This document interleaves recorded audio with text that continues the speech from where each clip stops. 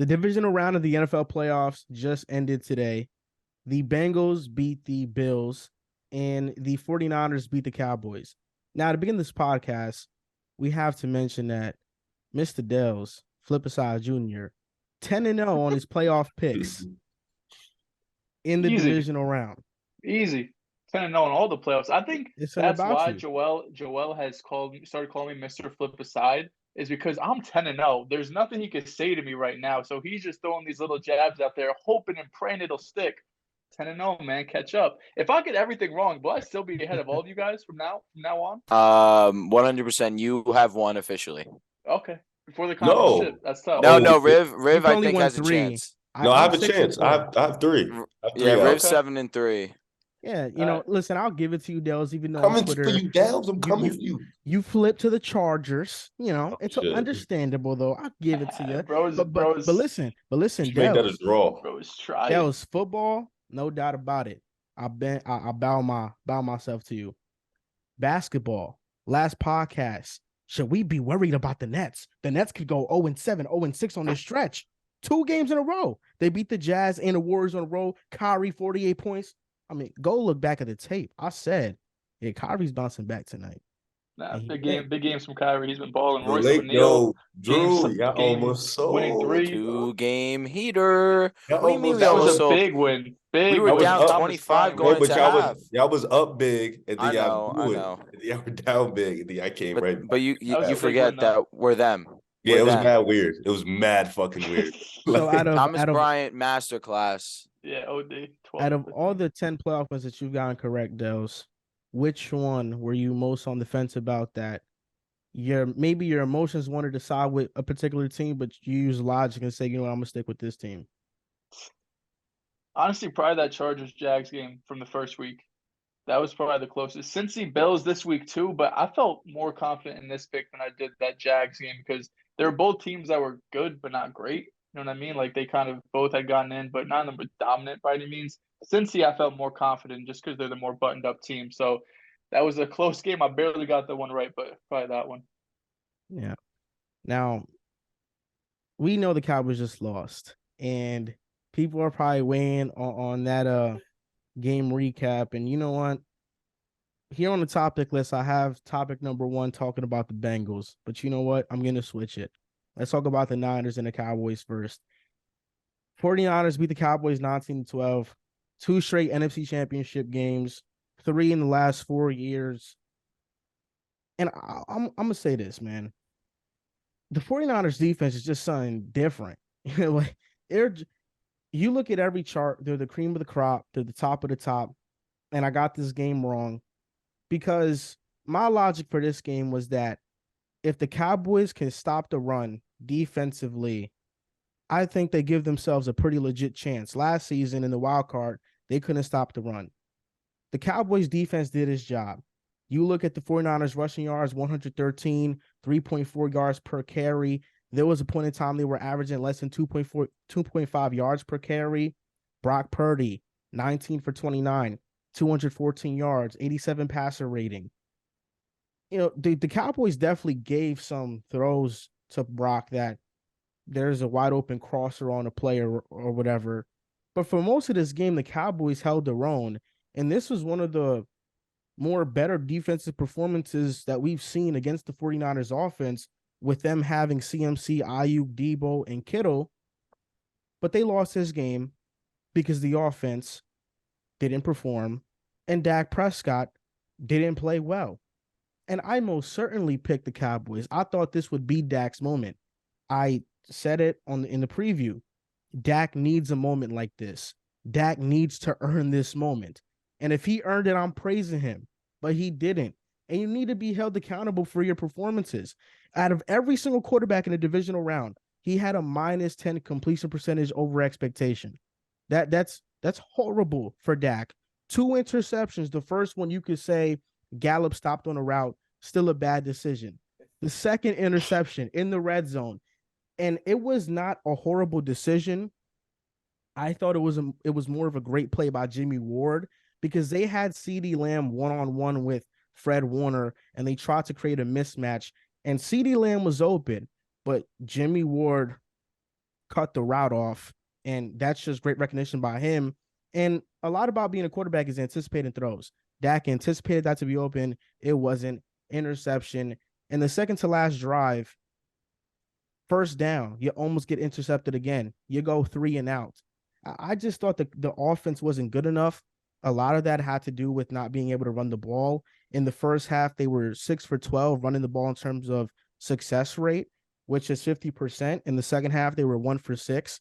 And a large part of that is not having Tony Pollard, because Zeke cannot create explosive plays running the ball. And losing Tony Pollard, who not only is your best runner, but he's your second best pass catcher consistently. I understand Dalton Schultz is really good, but he's more of a security blanket. Pollard is really that big play back. When you mismatch him with a linebacker, he can create some explosives. Just this offense wasn't good enough. 5 for 15 on third downs. Dak Prescott, 2 interceptions, 3 near ones. The 49ers offense did just enough. Their defense played elite. And now next week, 49ers and the Eagles, it's going to be 2 of the best rosters in the NFC, arguably the NFL, facing off against one another. That's going to be a tremendous game. It sucks that the Cowboys lost this way. I'm not going to lie. It sucks because everything I could have asked of the Cowboys to do this game, they did. They protected well for a majority of the game. They defended well. Dak Prescott has to show up. He has to show up. And he didn't play well. He was terrible. All right. Well, I don't know if you guys could have heard me laughing in the background. Oh, I saw you. But I'm laughing for one reason and one reason only. And Joel understands why I'm laughing. Because this is supposed to be the Dak Prescott masterclass. It was supposed to be the Dak Prescott masterclass, and I apologize if I'm a little behind. My connection's a little spotty. But the Niners defense really has just been great all season long. I said it, though, they hadn't really been tested. This was another test for them. This is one of the few tests that they've had. And unfortunately, Dak Prescott was not willing to step up to the plate and hit a home run. In fact, he actually did the complete opposite. He played very poorly, did not have a quarterback rating of over 60. He was really bad. 2 interceptions, neither of them ideal. And this was really all Niners defense. I could sit here and I could praise the Niners offense, but really, why would I do that when realistically, this was the Niners defense coming to play?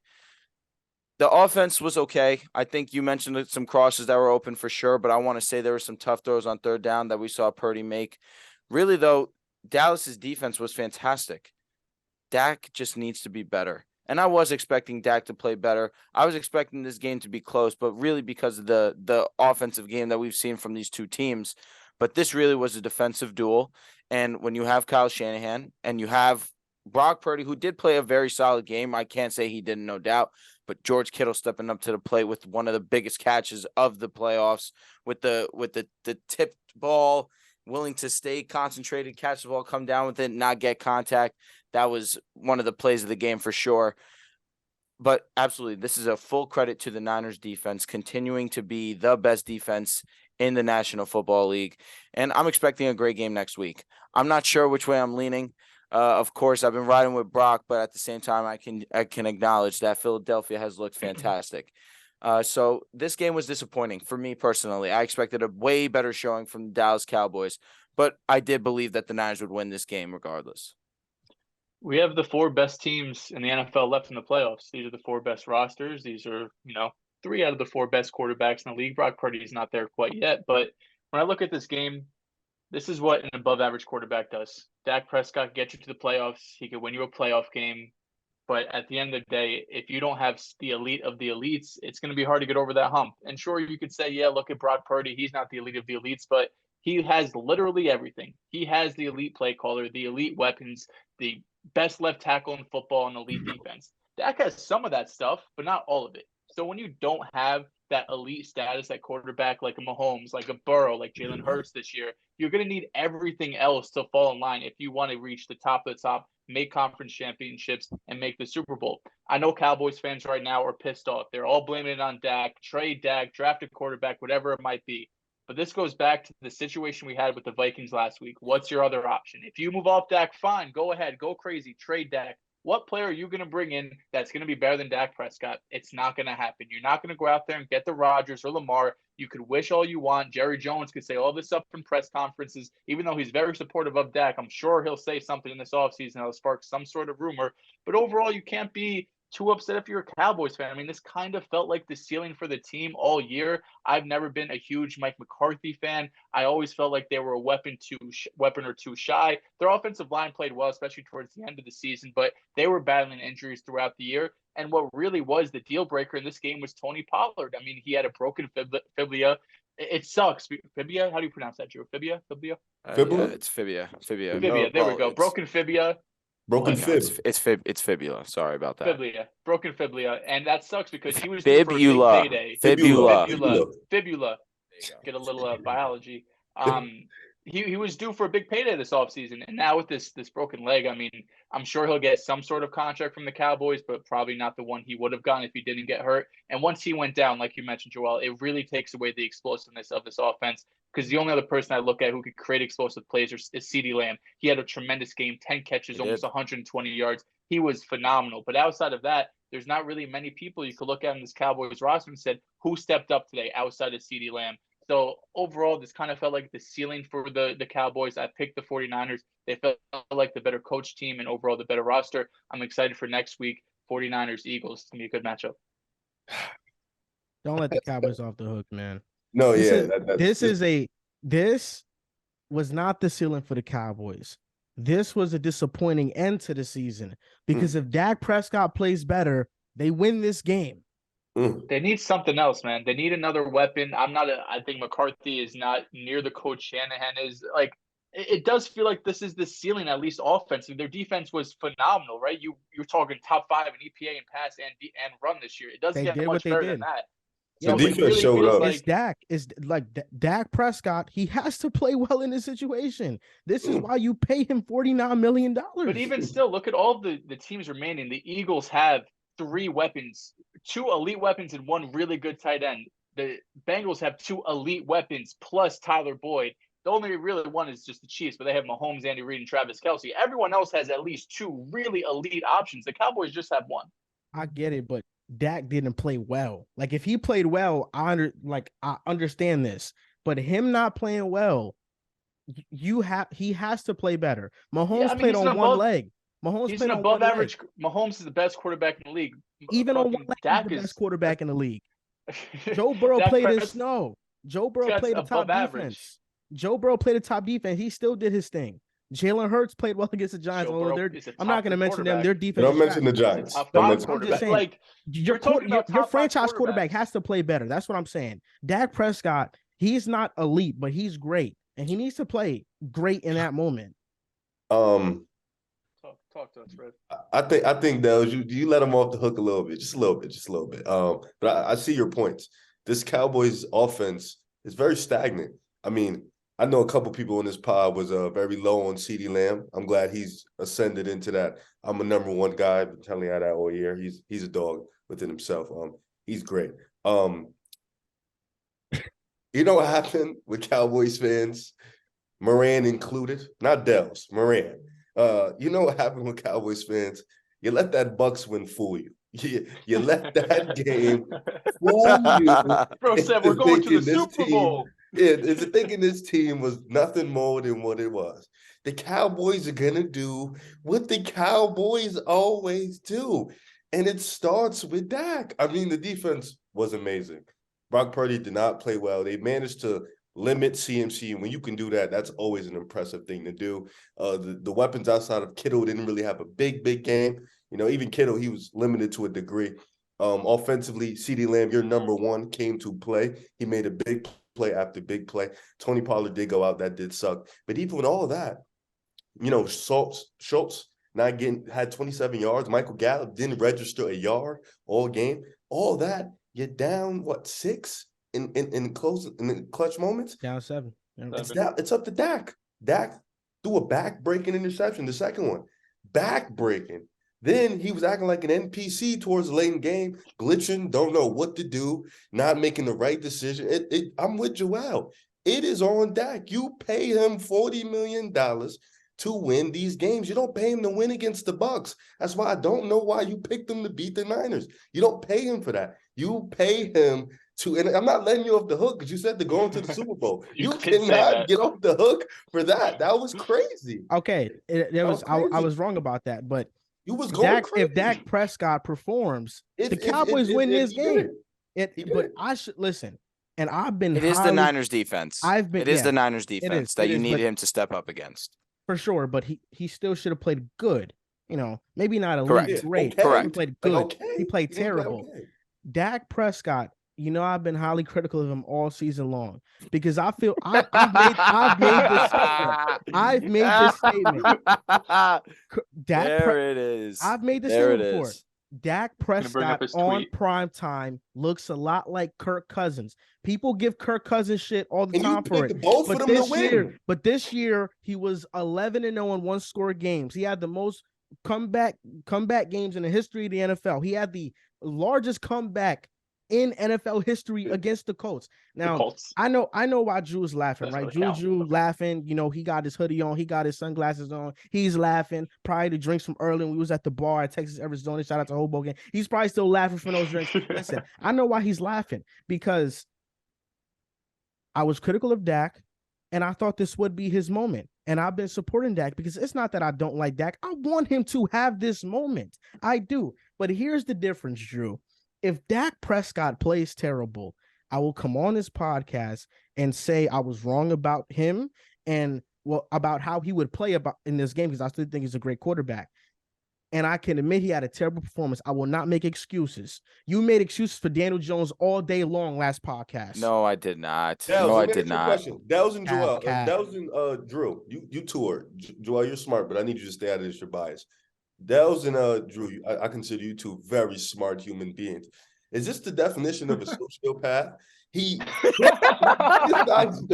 criticizes Kirk Cousins and Dak for 17 weeks, and then the playoffs come. He says, not Kirk Cousins. That's my I'm guy. riding with them. I'm That's my riding guy. with those guys to win this game, knowing him very critical, knowing that they are not what he thinks they're gonna do. That what's that? What's the definition of that? Just is that delusion? It's not that I didn't think they were gonna Insanity? do it. It's history would have told me Dak would not have stepped up to this plate. But you know what? Sometimes you got to say screw history. History would have told me last year the Bengals wouldn't have made it to the Super Bowl. Sometimes you got to say screw history, and you got to go with your feeling. You know, that's why Dehls is 10-0. He went with his logic for the entire playoffs. I went with my feelings. The Vikings over the Giants, the Cowboys over the Niners, and the AFC. In the AFC, I had the Chargers over the Jags, and they should have won. They blew a crazy lead. You know what I'm saying? And I forgot what other one I got wrong. I got another one wrong, but you know, those are the emotions. And Kirk Cousins, I love Kirk Cousins. I understand the limitations, but ultimately, I'm gonna be honest about their performance. Kirk Cousins played well in a wild card, so I'm not gonna talk down on Kirk. But this game is just unacceptable from Dak Prescott. I understand, you know, some of it is the 49ers defense because I think a lot of times when we analyze these games, we say like this guy played bad and that's it, and you know we just trash him. But you know, the Niners defense deserves a lot of respect. You know, Fred Warner took away the entire middle of the field. And you know who the Cowboys' best weapon is? It's CeeDee Lamb. And where does he do most of his damage? In the middle of the field. It was that one third down play where Fred Warner carried him on that post route. And Dak Prescott, I thought, threw a really great pass, and CeeDee Lamb was very close to catching it. But, you know, these are these 50-50 plays. You make them, you don't make them. But Fred Warner took the entire middle of the field away. And the way these Niners linebackers can pass off routes, they're so rangy, they're so fast, it's hard to target certain areas.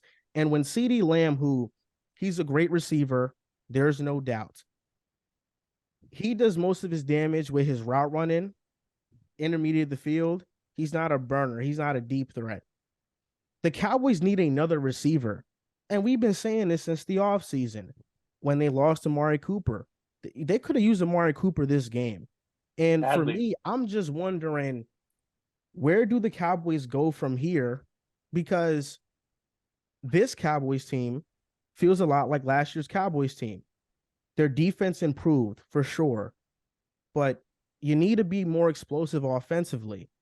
The offensive line was better to end this year. I don't think that's much of an issue. But Dan Quinn, is he going to get a head coaching job? We don't know. Ezekiel Elliott, you can save about $10 million if you cut him. Do you allocate that to Tony Pollard? They have a ton of unrestricted free agents. It's Dalton Schultz, Tony Pollard, Donovan Wilson, Leighton Vander Esch, Connor McGovern, Anthony Brown, Anthony Barr, T.Y. Hilton, Noah Brown, Jonathan Hankins. Well, Hilton is nuts. Yeah, some guys right there aren't, guys that they'll bring back, but Leighton Vander Esch, Dalton Schultz, Tony Pollard, Jonathan Hankins, who was really good against the run today, Connor McGovern, Donovan Wilson. Like, those are 6 guys that are key guys on your team. And when you're paying Dak Prescott $49 million, that's what happens when you pay a quarterback. Even though the Niners are a far better roster, you pay that quarterback because that quarterback is supposed to overcome certain deficiencies that your roster lacks. So right now, I'm pretty sure what I saw. Sorry, Joel. Right now, what I saw right now is that they were considering tagging Pollard. Tagging Pollard's not the worst idea, in my opinion. I would do that for sure. Especially for the average of what running backs are making. That's really not that bad. But it is going to depend on how long he's going to be out with this injury, of course. If he's going to be ready for the start of the season, then it's a no-brainer. I'm cool with that decision because you need to find a way to get another wide receiver on this team. Whether you want to do that through the draft, I mean, you've had success, of course, but I feel like right now your window is closing very soon due to the money that you are giving Dak Prescott. This defense, you have Michael Parsons. That's someone that you're going to have to pay. Trayvon Diggs, that's someone that you're going to have to pay. And Leighton Vander Esch, of course, this guy was probably the most improved defensive player that they had this year. You're going to want to pay him because there's not many really good middle linebackers that are just going to come into your lap. Of course, Micah allows you that two-headed monster of being a little bit of a linebacker and, of course, the great pass rusher that he is, but you want Micah to be the pass rusher, especially opposite of DeMarcus Lawrence. That is just a duo you don't want to mess with. Leighton Vander Esch gives you that safety blanket on that next level. Of course, this defense really has been a part of the foundation for Dallas. Right now, where I've been I've been praising Dak Prescott since he's come back from injury. It was really shocking to see Dak perform this poorly, truthfully. So next year, we see the game plan. Supply more weapons. Joel, you mentioned a little earlier. Look at every single team remaining that is not named Kansas City. They are full with a plethora of weapons. CeeDee Lamb, Dalton Schultz, these are 2 very good options. But one of those is going to want his money very soon, and that's going to have to be Dalton Schultz this upcoming offseason. And then Tony Pollard with a guy who you're not even sure if he's going to be ready for the start of the season with this new injury that he picked up today. So you want to make sure you go and you get Dak, that one more true weapon to really solidify this offense, to really well-round the team more. Because you already can have the defense show that you can stop one of the most prolific offenses that we've seen this season in San Francisco. Now let's go make that a reality on the opposite side of the ball. And then if you do that, you do supply Dak Prescott with these weapons, and he simply can't get it done. Then I'm willing to have these conversations of, do we want to move off of Dak? Do we want to trade Dak? But right now, that's not an avenue that if I'm a Dallas fan, I want to take, because there's no option right now that you're going to have better than Dak Prescott. But if you surround him with the weapons and he can't do it, then we can start to talk. Dak essentially has 2 years left on his deal where he's getting paid big money. 2023, it's $49 million. In 2024, it's $52 million. Isn't Lamb due next year for money? Like, you have to pay Lamb very, very soon. This is like year 3. I think they're going to accept the 5th year. Got a couple of years, accept the 5th year, and this is why I'm not a big fan of owners being cheap when you have a window to win. You should have brought back Amari Cooper. You traded him for a 5th round pick. I'm not a fan of that. That was a very bad trade, even in the moment. Might have been the worst trade of the offseason. Yeah, like Lyle Collins, you let him walk out and he goes to Cincinnati. Yeah, I understand. You know what I'm saying? But we saw the Saints with Drew Brees. They tried to maximize their window by allocating the cap hits to signing bonuses, and that's how they would create cap space for them. It messes you up in the future long term, and now we see what the Saints are. But if you want to win, and Jerry Jones wants to win badly, and the amount of pressure unnecessarily he puts on this team year after year. I mean, after last week, he said, this team reminds me of the Super Bowl team. I mean, if you're putting all this pressure on them, you're not supplying them with all the talent. Oh, Joel felt them. You felt them, Joel? You felt them with that one? Yeah.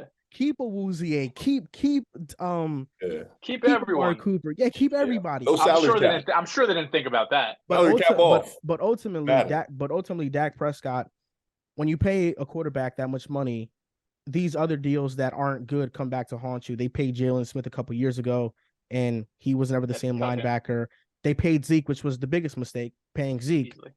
And we saw, I think 2 years into his deal, he already wasn't the same running back. And paying running backs is oftentimes not a good decision. But that $16 million you were paying Zeke could have went to other positions that are more valuable than the running back position.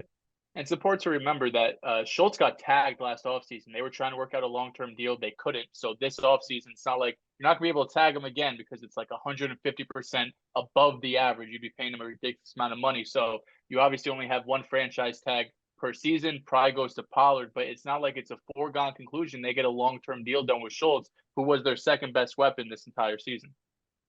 That's an excellent I'm sure point. there's going to be teams that want Dalton Schultz. Dalton Schultz is going to be the premier tight end. So they're going to be in competition with other teams, no doubt. Yeah, I'm not sure if the Cowboys window is closing or if it was ever open, but you could lose your OC. You could lose your DC. Your weapons are going to get worse offensively. Your defense most likely is going to get worse also, just because losing Dan Quinn is going to hurt, and he really turned this defense around. I don't know. It just feels like 2 years from now, the right decision might be to move on from Dak. Is there any way the Cowboys do draft a quarterback? They have the 26th pick in the draft. I'll say this, no. I'm just going to immediately nip that in the bud. I don't think that's a reality. Maybe not. Round I'll 2, see 3. Kellen Moore. I'll see Kellen Moore getting fired before I see Dak's heir apparent get drafted this year. I mean, Kellen Moore, another one that we can't let off the hook today. He did not draw up a great game plan. Yes, Dak did not execute first and foremost, but other than that, there was nothing really extravagant about these plays that were drawn up. But that also does stem from the fact that Tony Pollard was removed from this game, and of course that makes things skewed a little bit, no doubt. But still not a great performance from Kellen Moore. So I would see Kellen Moore getting fired before I see Dak's heir apparent get drafted this year. There's a possibility second, third round. I mean, the Patriots were drafting quarterbacks with Brady fucking every 2 or 3 years they were drafting quarterbacks. So just because you even take one in the second and third round doesn't necessarily mean like you're looking to replace them, but you got to look for the future or possibly a cheaper option at some point. Yeah, I think they probably go the receiver route or maybe Bijan and they don't bring back Pollard. I don't know, But Jordan Addison, I think they can go that route. It would be really smart for them to do. Now, 12 straight postseason appearances the Cowboys have failed to reach the conference championship game. I was texting Pee Wee before we got on the Zoom, and he's waiting for this recap to come out, and he wanted us to cover the Cowboys. So Prayers for Pee Wee, man. I hope this was good enough for Pee Wee talking about the Cowboys. He's a Cowboy fan? He's a Cowboys fan, Cowboys yeah. fan. He was a Bears fan. He wants Lamar Jackson. I did peep that. So do I. The fucking 25 other franchises. So this is an interesting stat, and we're going to end off the Cowboys talk with this. Tony Romo, 2-4 playoff record. 0-3 in the divisional round. Dak Prescott, 2-4 playoff record. 0-3 in the divisional round. Carrying on the legacy of failure in the playoffs. Throw some respect on Tony Romo's name, for the love of God. Dez caught it. All right, that's not on him. Yeah, all right. I'm glad there's silence. What about Dak Prescott in 2016 versus the Packers? Hey, that's another one that I tried to give him credit for, and you said, "Yeah, he lost it. Doesn't matter." No, I never did not give him credit for that. It was just like one of the rare moments where he stepped up to the plate in the debut. Big formidable. His debut, and then against the Rams too. It was not against the Rams, right? Against Seattle. He was very good. It was against the it was in the divisional round, right? 2016. Yeah. Okay, so wow, so both had chances to make the conference championship. Both came up very short. But yeah, I don't know. It's very odd that a team has franchise quarterbacks and they're not able to make a championship game.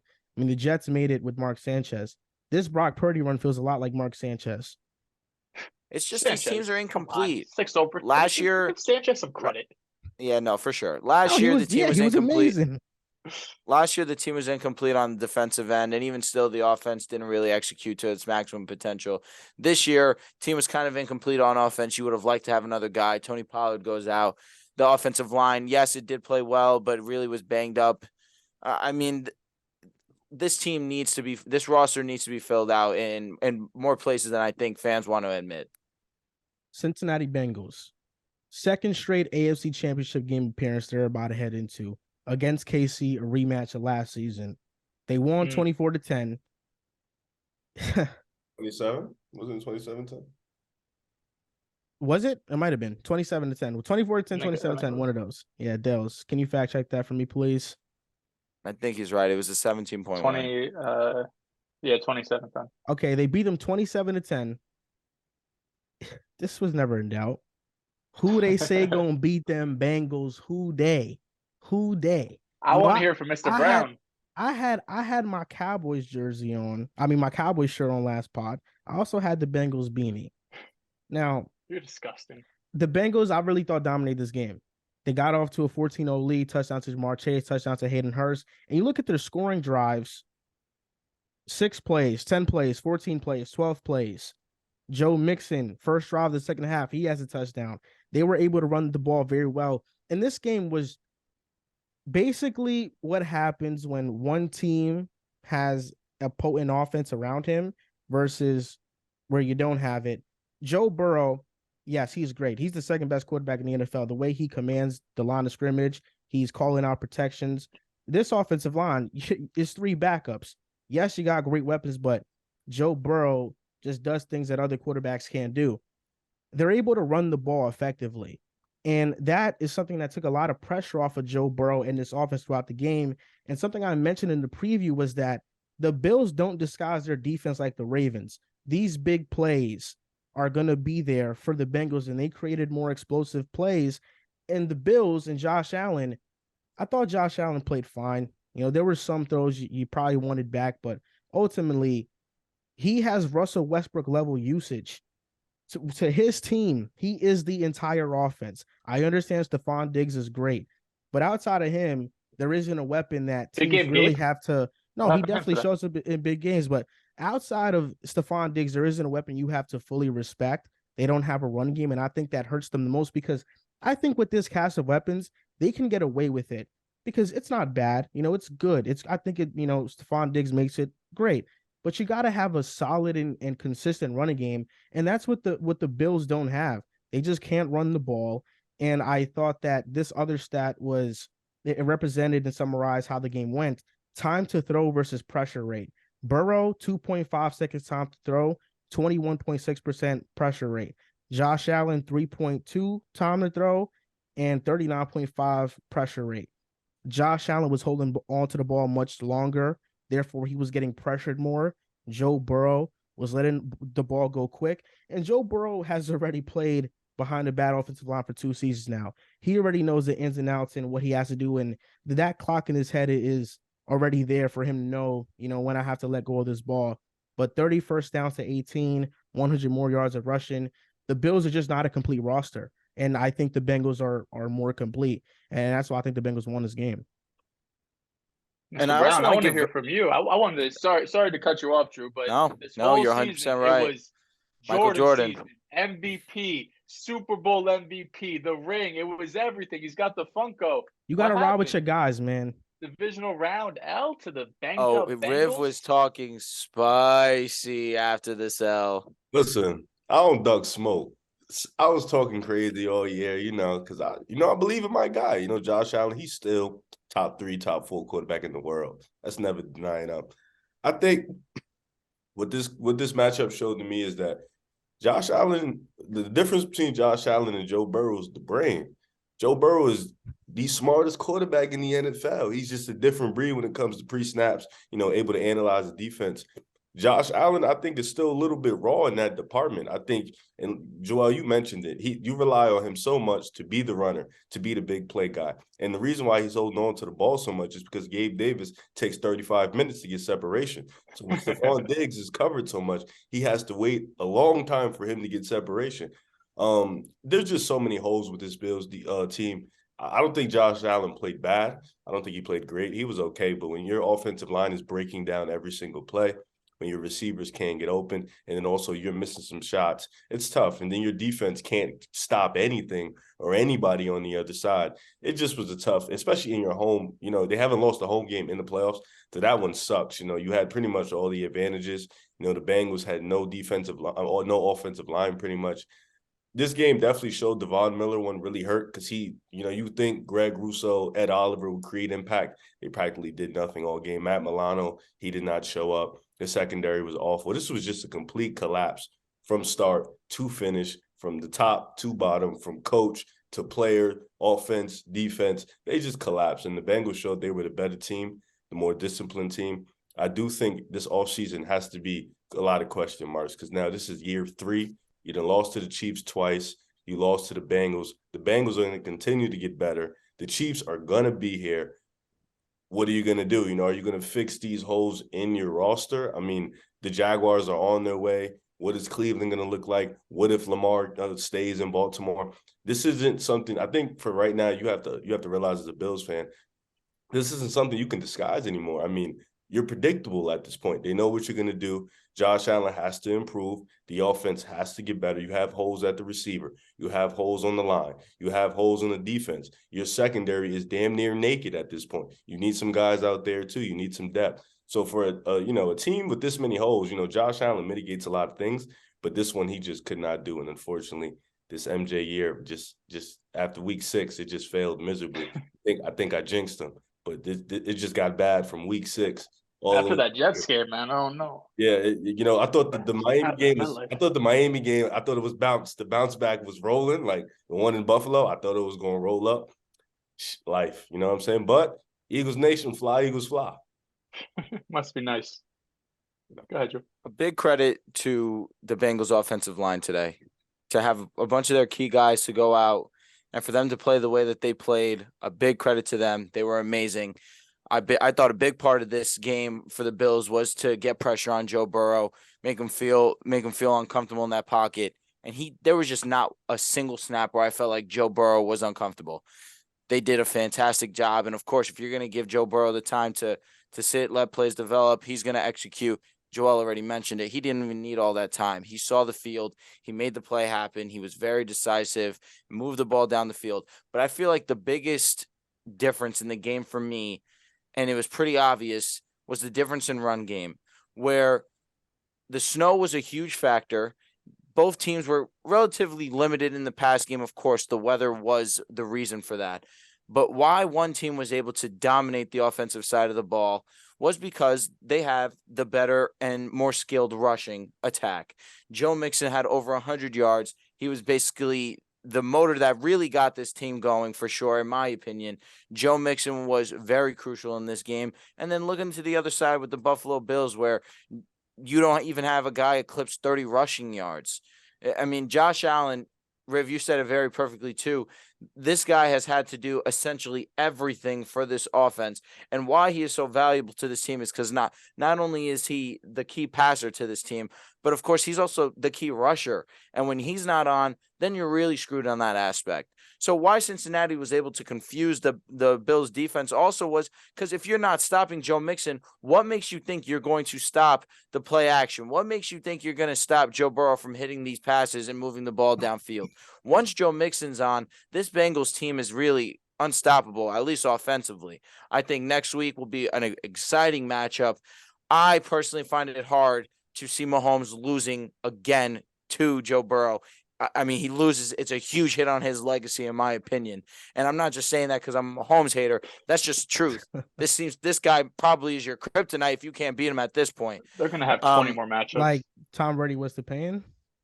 In the AFC Championship, Peyton Manning is 3-1 against Tom Brady. So if you want to take that right there and throw it away. Drew, I saw a stat. Mahomes and Peyton have been to the same amount of conference championships.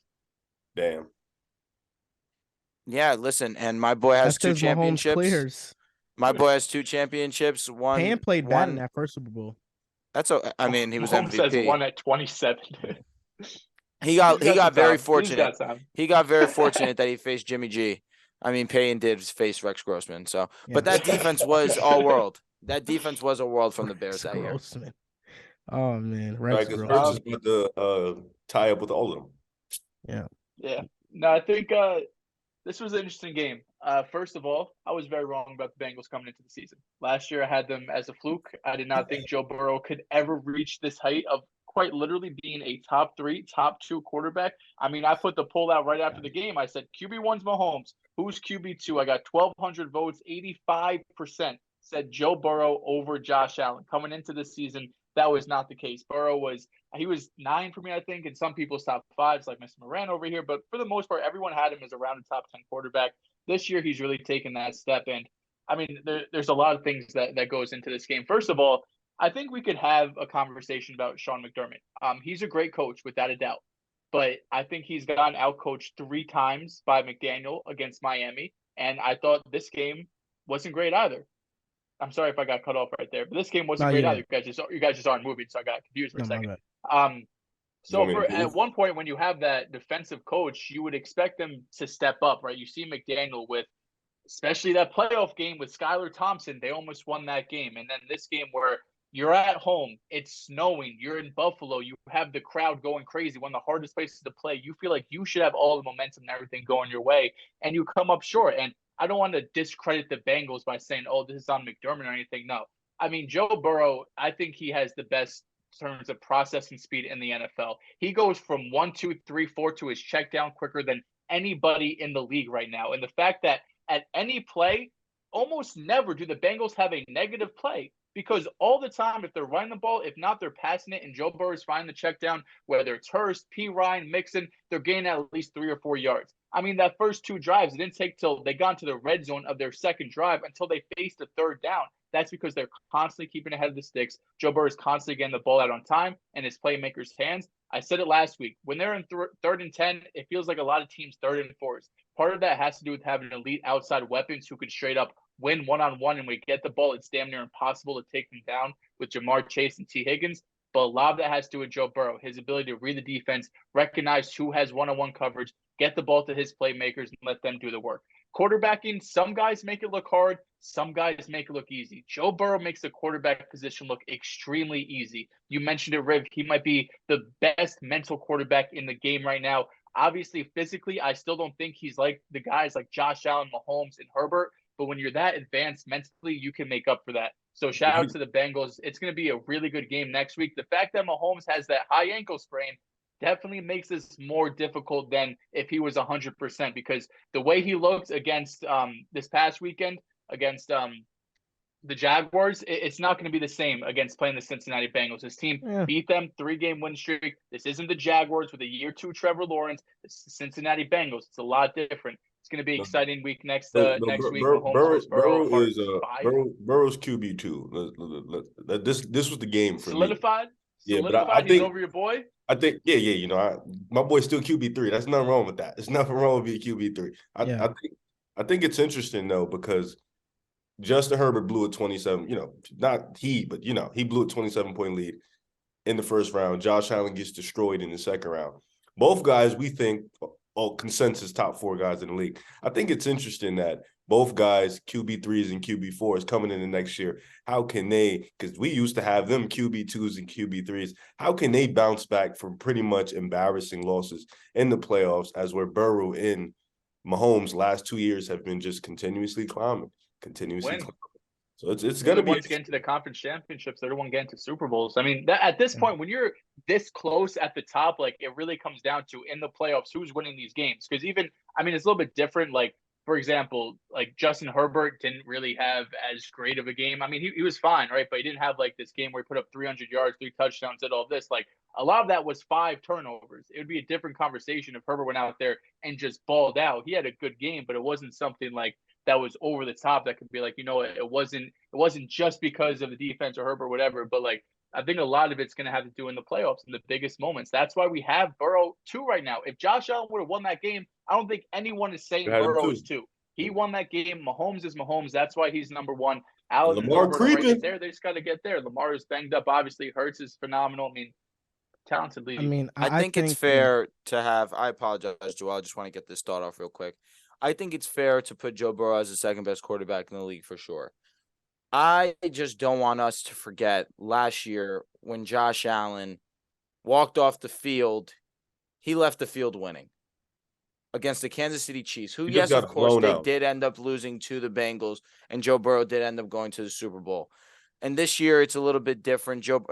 Josh Allen definitely was not as crisp, as clean as we were expecting him, as polished as we were expecting him to be from last to this year.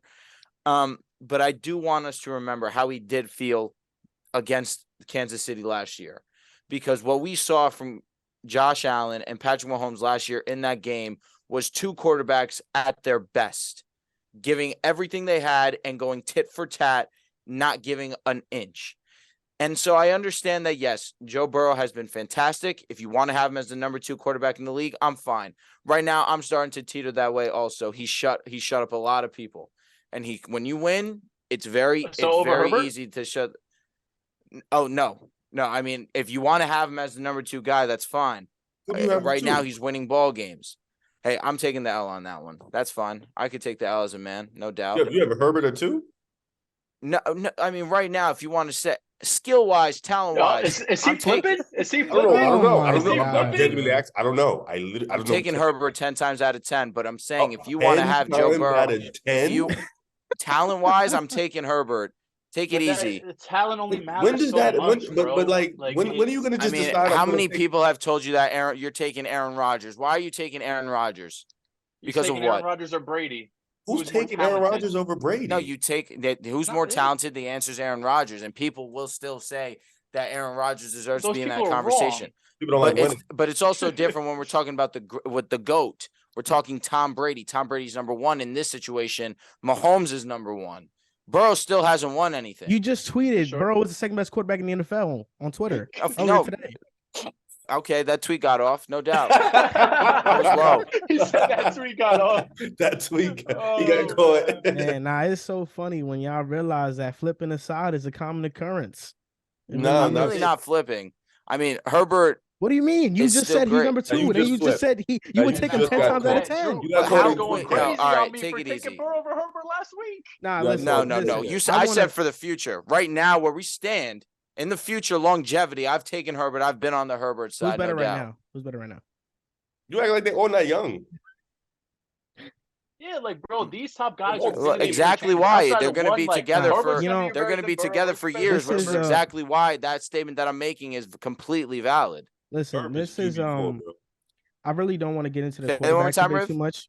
Herb is QB4, bro.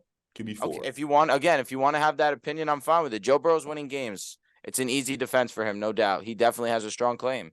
Look, for me, I don't like getting into this quarterback debate too much because I like all these quarterbacks. I'm a Mahomes guy. I love we Burrow. know you're the Mahomes. Burrow, I like Allen. I like Herbert. I like all of them. And you're not an Allen guy. Wait, no, you're not an Allen guy. You're not. No, it's just Brady, I'm Mahomes, not and Joe Burrow. I think he's a great quarterback. I like watching him. Dehls, because he likes to bring up the Dak stuff, but he doesn't tell y'all about how he picked the offensive lineman over Josh Allen to win an MVP in his second season. In his second season, putting Sam Darnold over Josh Allen. Broke out his third year. Josh Allen broke out his third year in his second season. After Josh Allen's first 2 seasons, people thought he wasn't going to be a starter in the league. Let's stop. Come on. Let's chill on that. Let's chill on that.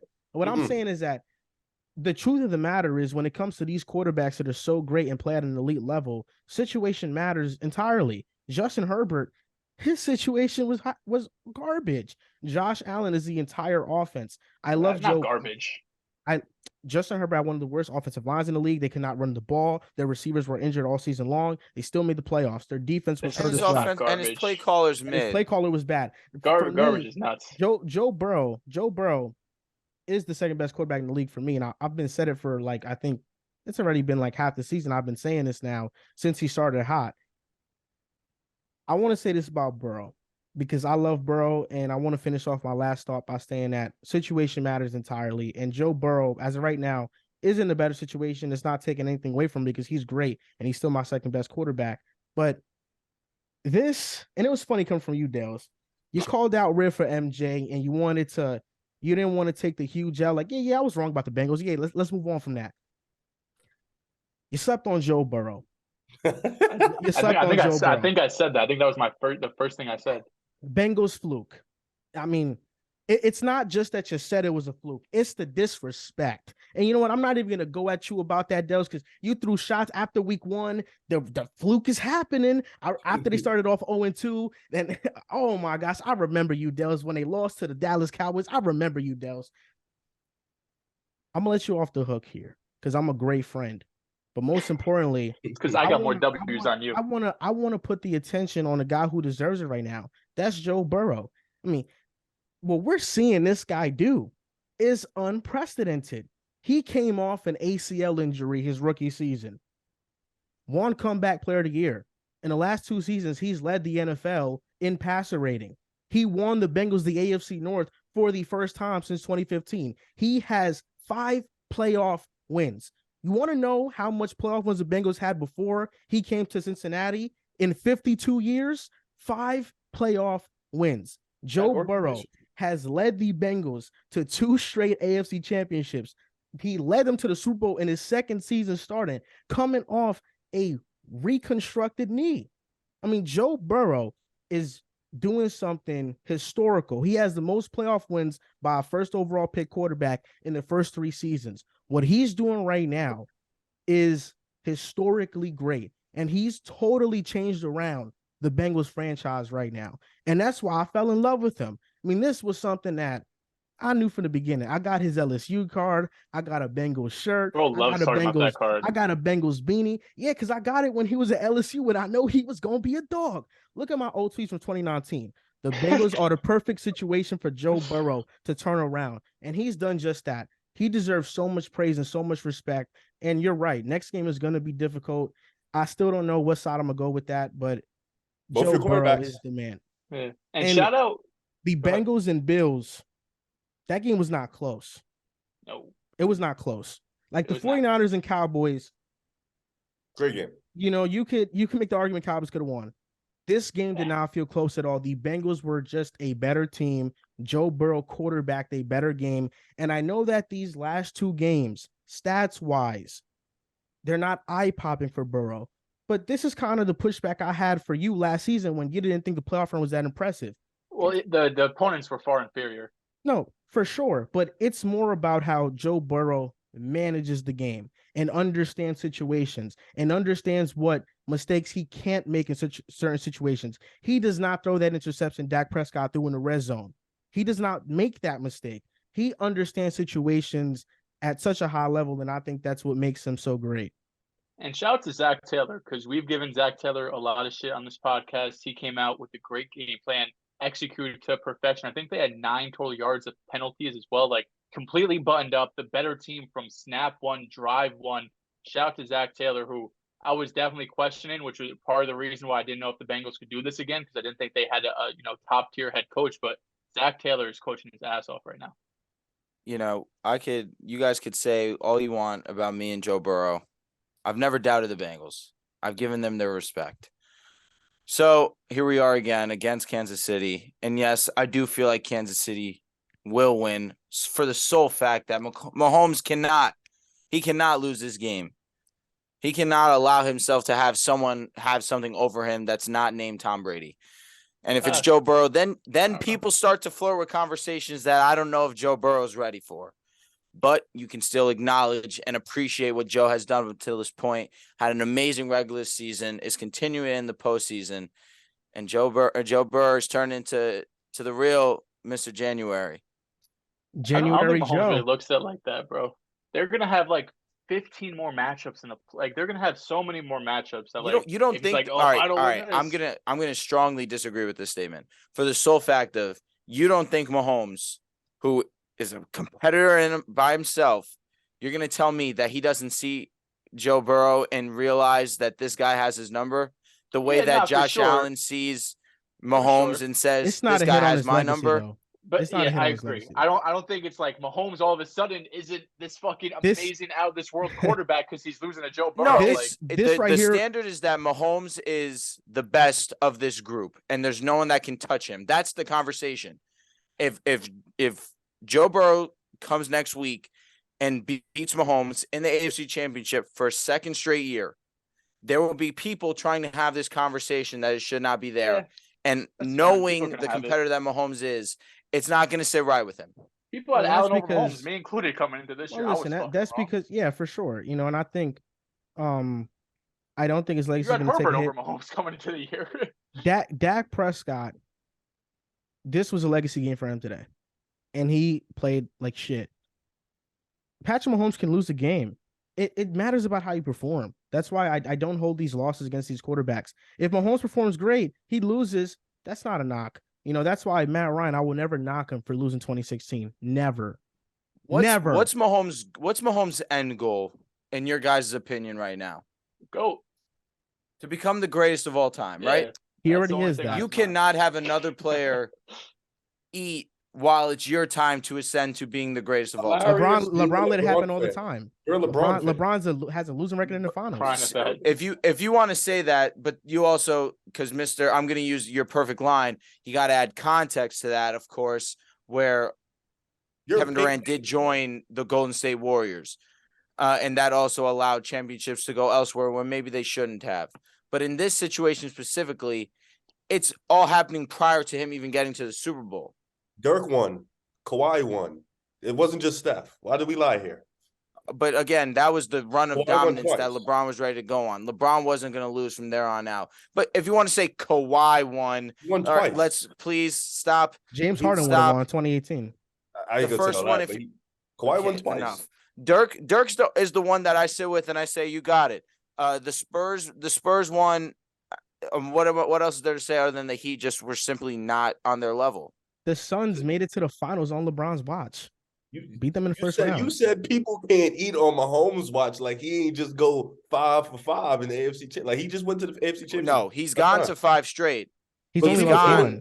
to Well, 2 Super Bowls. he lost 2. He's 3 Yeah, for but I'm 2. saying like that's Well, a he's bad 2 for argument 2, my bad. because people have Aiden in LeBron's watch. Like people eat religiously on LeBron's watch. And LeBron is still your GOAT. That's a bad argument. Okay, but also at that statement, LeBron still has 4 championships. No quarterback that's with Mahomes has one. Burrow don't have one. Herbert don't have one. No, Allen absolutely. Oh, Riv, what you're saying is facts. Again, Nobody's I'm with eating on you. his watch. I think Mahomes still has it, and he's going to be comfortable. And my whole thing is, if he loses this game, there will be people having this conversation unjustifiably. I'm just saying that's going to be the facts. I'm letting you know that's the truth. I will say that winning 2 Super Bowls in the NFL is like winning 4 championships in the NBA.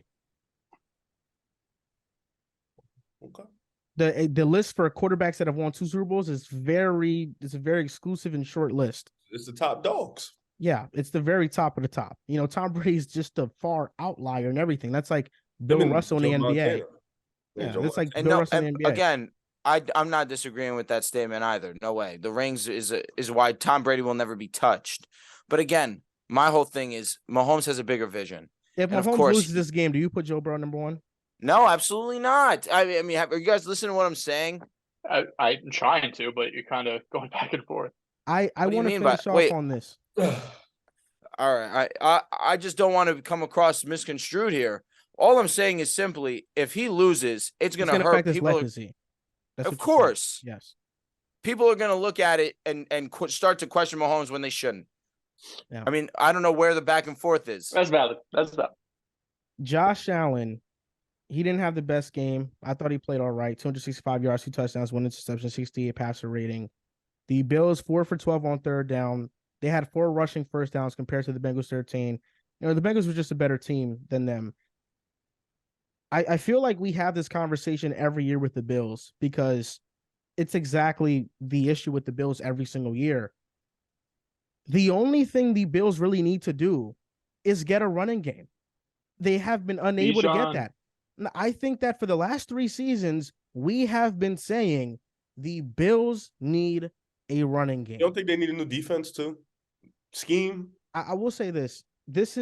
Micah Hyde was injured. Yeah. Jordan Poyer's playing through injury. He's been injured all year, though. Trey White was not able to bounce back from his injury this year, and it's on short notice, so it's understandable. Yeah. Von Miller losing him was a huge loss, and that changed around their defense. They have invested pieces into the secondary. Kyer Elam was a first-round pick. Teron Johnson is one of the better slots in the game. If this defense is healthy and you have Micah, you have Jordan, Trey White is back to playing at his level, Teron Johnson, Kyrie Elam takes a step up, and Von Miller is healthy, I still like the defense a lot. I do. You just need to make this game easier for Josh Allen because he's Get a number 2 receiver. For the love of God, let's stop the Gabe Davis hype, the Shakir hype, the Cole Beasley. Like, go out there, get him a T. Higgins type, a Smitty type. Like, get him a real dog at wide receiver too, and then draft Bijan Robinson and win Super Bowls. It's not that complicated. The Bills, to me, showcase their flaws against the Bengals. No great wide receiver outside of Diggs. They can't run the ball. Their offensive line is average at best. And this isn't a very talented offensive group, like you mentioned it. Stephon Diggs is the only guy you look at and he's great and he's elite.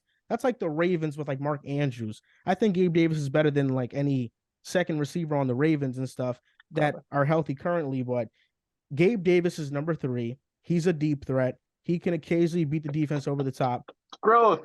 You disrespected Gabe Davis, bro. I may have even been, with the 2 extra games, less than 1,000 yards. Listen. Ooh, tried it. With all due respect, I was high on Gabe Davis, no doubt.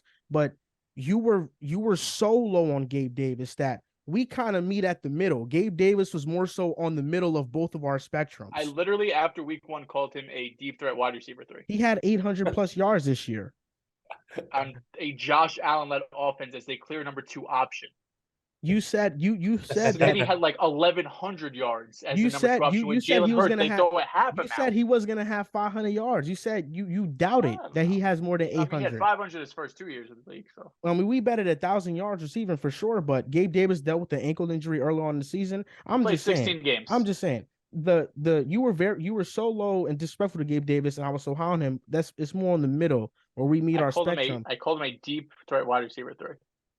But their offense is sloppy when it's just all one guy. So it's just Josh Allen, and that's why I don't get into these conversations about, trying to disrespect Josh Allen in terms of the quarterback ranking spectrum. Everybody's going to talk about these turnovers. They're going to talk about how he played. He didn't play the greatest in his 2 playoff games, but ultimately you got to look at the context, and the context is that he's the entire offense, and it's not sustainable in the playoffs. Teams win championships, not individual players. He's the James Harden in NFL, bro. He may not win. I hate that for you. His time in the sun will be there.